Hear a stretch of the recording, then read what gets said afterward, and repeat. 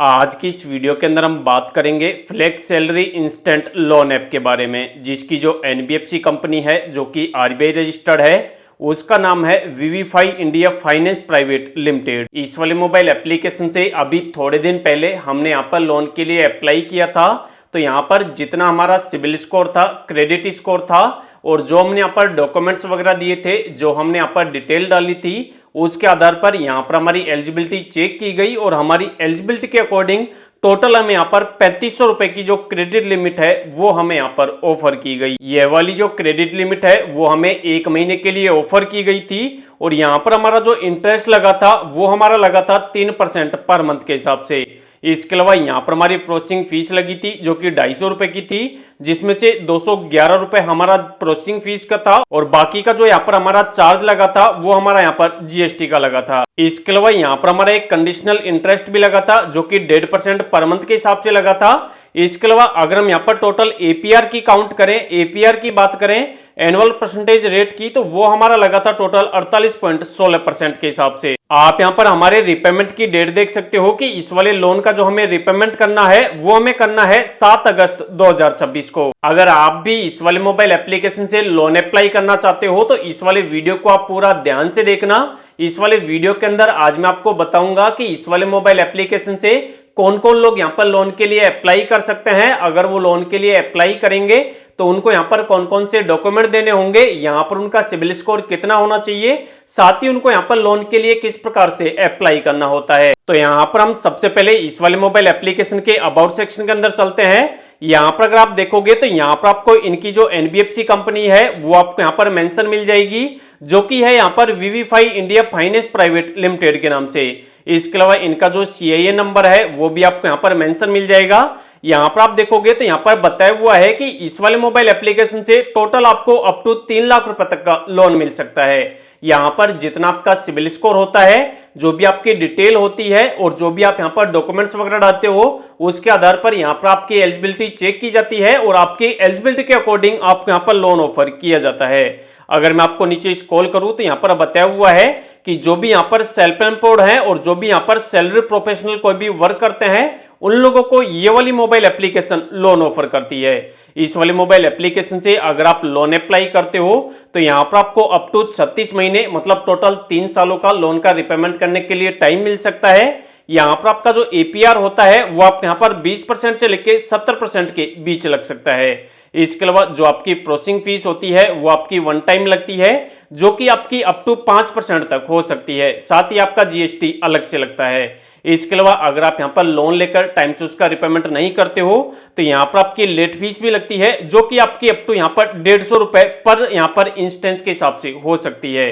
इसके अलावा अगर आप यहाँ पर ऑटो डेबिट आप यहाँ पर अनेबल करते हो और आपके अकाउंट के अंदर अगर ईएमआई का पैसा नहीं होता है, आपकी ईएमआई ऑटोमेटिक कट नहीं होती है, तो उस कंडीशन में भी यहाँ पर आपसे चार्ज लिया जाता है, जो कि आपका अप टू यहाँ पर 60% पर ईएमआई के हिसाब से लिया जाता है। इसके अलावा अगर आप लोन लेकर उसका आप टाइम से पहले रिपेमेंट करते हो तो यहाँ पर आपसे कोई भी चार्ज नहीं लिया जाता है। इसके अलावा अगर मैं आपको इसका एलिजिबिलिटी क्राइटेरिया बताऊं तो यहाँ पर बताया हुआ है कि आपकी जो मिनिमम एज है वो आपकी यहाँ पर 21 साल होनी चाहिए। इसके अलावा अगर आप सेल्फ एम्प्लॉयड हैं या फिर आप सैलरीड इंडिविजुअल पर्सन है तो आप यहाँ पर लोन के लिए अप्लाई कर सकते हैं। इसके अलावा यहाँ पर मंथली इनकम बताई हुई है कि कम से कम आपकी लोन अप्लाई करने के लिए जो मंथली इनकम है वो कम से कम आपकी 8,000 या फिर इससे ज्यादा होनी चाहिए। इसके अलावा यहाँ पर डॉक्यूमेंट्स भी बताए हुए हैं कि यहाँ पर आपको केवाईसी डॉक्यूमेंट में आपको अपना आधार कार्ड देना है और पैन कार्ड देना है। इसके अलावा आपको अपना एड्रेस प्रूफ देना है, जिसके अंदर आप अपना पासपोर्ट दे सकते हो, यूटिलिटी बिल दे सकते हो। इसके अलावा अगर आपके पास रेंट एग्रीमेंट है तो वो आप दे सकते हो। इसके अलावा यहाँ पर आपको आपका एक इनकम प्रूफ भी देना होगा, जिसके अंदर अगर आप कोई जॉब वगैरह करते हो, आपके हर महीने आपके बैंक के अंदर सैलरी आती है, तो लेटेस्ट आपको लास्ट 3 मंथ की पे स्लिप देनी होगी। इसके अलावा आपको 3 महीने का बैंक स्टेटमेंट देना होगा। तो अब हमने यहाँ पर सारी डिटेल्स को समझ लिया। अब हम यहाँ पर ये समझ लेते हैं कि अगर आपको यहाँ पर लोन अप्लाई करना हो तो आप यहाँ पर कैसे लोन के लिए अप्लाई कर सकते हो। तो इस वाले मोबाइल एप्लीकेशन से लोन अप्लाई करने के लिए आप इसको डाउनलोड करके ओपन करेंगे तो ओपन करते ही यहाँ पर आपको ऑप्शन मिलेगा अप्लाई नाउ का, आप इस पर क्लिक करोगे तो अब आपसे यहाँ पर आपकी जो डिटेल्स वगैरह है वो आपसे मांगी जाएगी। अब आपके पैन कार्ड के अंदर जो भी आपका फर्स्ट नेम और लास्ट नेम हो वो आपको यहाँ पे डाल देना है। यहाँ पर आपको अपनी ईमेल आईडी डालनी है और यहाँ पर आपको अपने हिसाब से कोई भी एक पासवर्ड बना लेना है। कंफर्म में वापस आपको पासवर्ड को रिपीट करना है। नीचे आपको अपना पैन कार्ड नंबर डालना है, जो भी आपका मोबाइल नंबर है वो आपको डालना है। उसके बाद चेकबॉक्स पर क्लिक करके आपको रजिस्टर पर क्लिक करना है। उसके बाद जो भी आपने मोबाइल नंबर डाला होगा उस पर एक ओटीपी जाएगा, वो वाला ओटीपी आप यहाँ पे डाल के कंफर्म करेंगे। उसके बाद अब आपसे पूछा जाएगा कि जहां पर भी आप रहते हो वो वाला घर आपका खुद का है या फिर आप किराए से रहते हो, उसको आपको सेलेक्ट करना है। और जो भी आपका कंप्लीट एड्रेस है जहां पर आप रहते हो वो वाला एड्रेस आपको यहाँ पर डाल देना है। उसके बाद अब आपसे आपके काम के बारे में पूछा जाएगा कि मतलब आप काम क्या करते हो, आप सैलरीड पर्सन हो या फिर आप सेल्फ एम्प्लॉयड हो, उसको आप अपने हिसाब से सिलेक्ट करोगे। जो भी आप काम करते हो वहां पर आपका डिजिग्नेशन क्या है, पोस्ट क्या है, वो आपको लिखना है। जो भी आप काम करते हो आपको टोटल कितना एक्सपीरियंस है वो आपको सेलेक्ट करना है। जिस वाली कंपनी के अंदर आप काम करते हो उस वाली कंपनी का नाम लिखना है, उनका फोन नंबर लिखना है। साथ ही उस वाली कंपनी की कोई अगर मेल आईडी है तो मेल आईडी लिखनी है और जो भी आपकी कंपनी है उसका एड्रेस आपको यहाँ पर डाल देना है। उसके बाद अगर आप किसी ऑफिस वगैरह के अंदर काम करते हो तो ऑफिस का जो एड्रेस है वो आपको डाल देना है।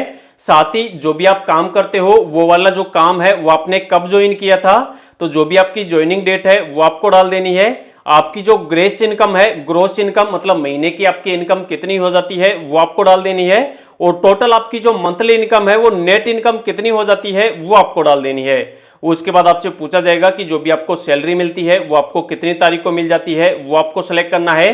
साथ ही आपसे पूछा जाएगा कि आपको जो सैलरी मिलती है वो आपको कैश मिलती है, चेक मिलती है या फिर बैंक अकाउंट के अंदर मिलती है, तो यहाँ पर आपको बैंक अकाउंट को सिलेक्ट करना है। उसके बाद जो भी आपकी हाउस होल्ड इनकम है वो आपसे पूछी जाएगी, तो कम से कम आपकी जो हाउस होल्ड इनकम है टोटल पूरी फैमिली को मिला के वो आपकी पर ईयर कम से कम 3 लाख रुपए होनी चाहिए। उसके बाद आपके बैंक के अंदर सैलरी आती है तो किस वाले बैंक के अंदर आपकी सैलरी डिपॉजिट होती है उस वाले बैंक की आपको डिटेल डालनी होगी। सबसे पहले जो भी आपका बैंक है उसका आईएफएससी कोड आपको डालना होगा, बैंक का नाम डालना होगा, जो भी आपका ब्रांच नेम है आईएफएससी कोड डालते ही ऑटोमेटिक आ जाएगा। अब आपके जिस वाले बैंक के अंदर सैलरी आती है उस वाले बैंक का अकाउंट नंबर डालना है, कंफर्म में वापस अकाउंट नंबर डालना है। उसके बाद अब आपसे यहाँ पर रेफरेंस के लिए एक जने का कॉन्टैक्ट नंबर मांगा जाएगा।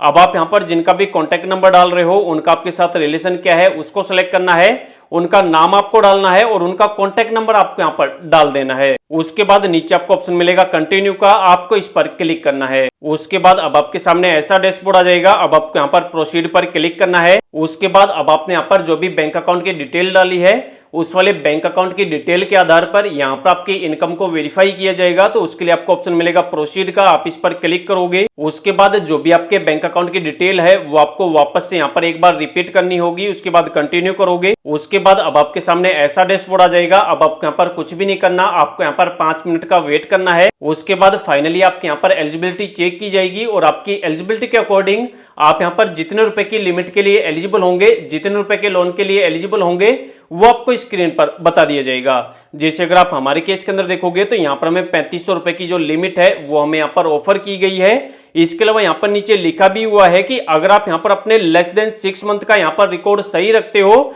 आप लोन लेकर टाइम से उसका रिपेमेंट सही करते हो, तो यहाँ पर आपकी जो लिमिट है वो आपकी यहाँ पर इंक्रीज भी हो सकती है। यहाँ पर बताया हुआ है कि अगर आपकी जो रिपेमेंट हिस्ट्री है वो अगर बढ़िया होगी तो यहाँ पर आपकी जो लिमिट है वो अप टू 48,000 रुपए तक हो सकती है। तो अब आपको इस वाली लिमिट को लेने के लिए नीचे आपको ऑप्शन मिलेगा वेरीफाई एंड विड्रॉ का, आपको इस पर क्लिक करना है। उसके बाद जो भी आपको लिमिट मिली है उस वाली लिमिट पर आपके इंटरेस्ट रेट, चार्जेस वगैरह और जो आपकी फीस वगैरह है वो आपकी कितनी लगी है, साथ ही इस वाली लिमिट का आपको रिपेमेंट कब करना है उसकी जो डिटेल्स वगैरह है वो आपको यहाँ पर बता दी जाती है।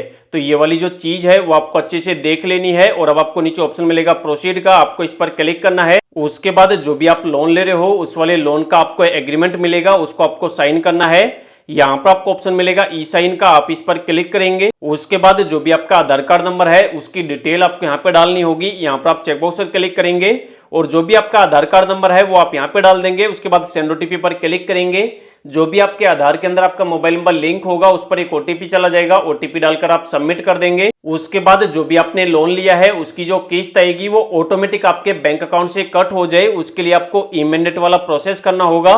आप इस पर क्लिक करेंगे। ये वाला जो प्रोसेस है वो आप दो तरीकों से कर सकते हो। जिस वाले बैंक के अंदर आप लोन का पैसा ले रहे हो या फिर जिस वाले बैंक की आपने डिटेल डाली है उस वाले बैंक का अगर आपके पास डेबिट कार्ड है तो आप उसकी डिटेल डाल के ये वाला प्रोसेस कर सकते हो। अगर आपके पास उस वाले बैंक की नेट बैंकिंग है तो आप उसका आईडी और पासवर्ड डाल के ये वाला प्रोसेस कंप्लीट कर सकते हो। उसके बाद जो भी आपका लोन एप्लीकेशन है वो आपके यहाँ पर सबमिट हो जाएगा और आपका जो एप्लीकेशन है वो आपके यहाँ पर अंडर रिव्यू के अंदर चला जाएगा।